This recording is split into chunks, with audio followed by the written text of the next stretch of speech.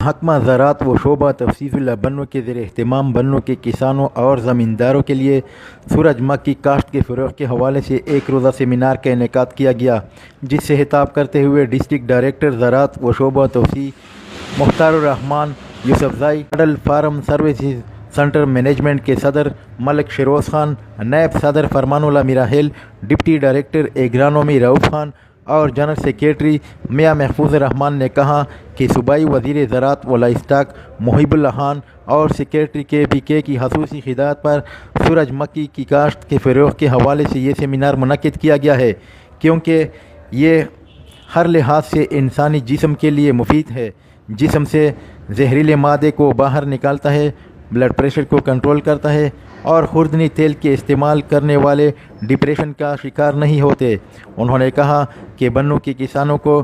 کھاد و سبسڈی کی مد میں 2 کروڑ روپے سے زائد میسج کے ذریعے 1,000 روپے واپس ملیں گے اور اس لحاظ سے بنوں پورے صوبے میں پہلے نمبر پر ہے۔ انہوں نے کہا کہ حکومت کی جانب سے کسانوں کو جدید مشینری،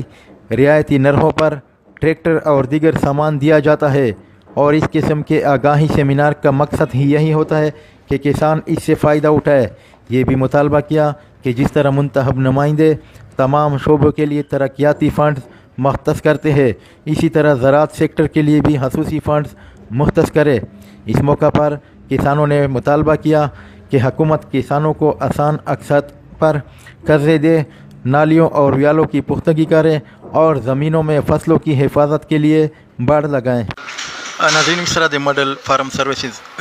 سینٹر مینجمنٹ کمیٹی صدر ملک شیروز خان موجود تھا۔ ملک شیروز خان سر ہمیشہ معلومات کا دی کمیٹی ہے سب پھر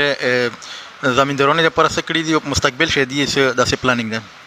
اعوذ باللہ من الشیطان الرجیم، بسم اللہ الرحمن الرحیم۔ دالا پاک تنوں بے خستلنا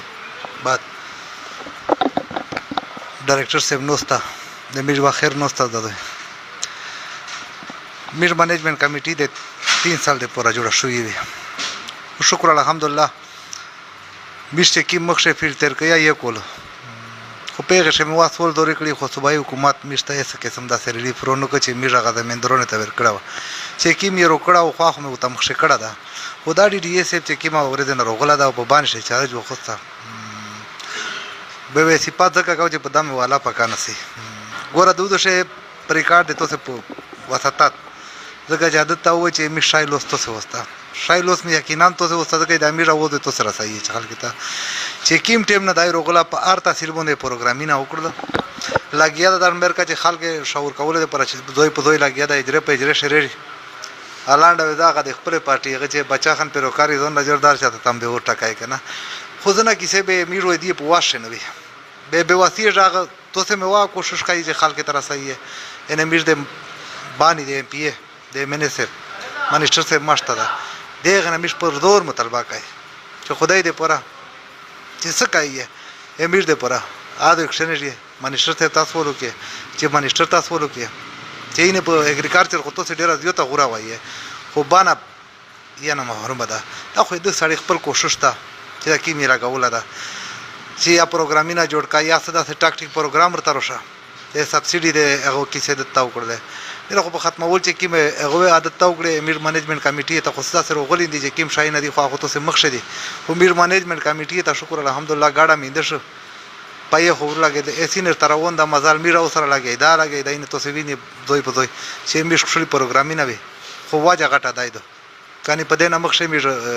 ینیم کول تیر کړه دا خو په اشه میر غلی شو واجه دا سے واچ میر طرف دا سے خپل پاور وینا چې چیرې مې ترای کړی وا او بل چا بعد په کرسی سیک نو سو به غوړ باندې ټپونه ناظرین د سورج مکھی سن فلاور پیداوار او د فروغ د پر د نن په زراعت دفتر شو سیمینار شو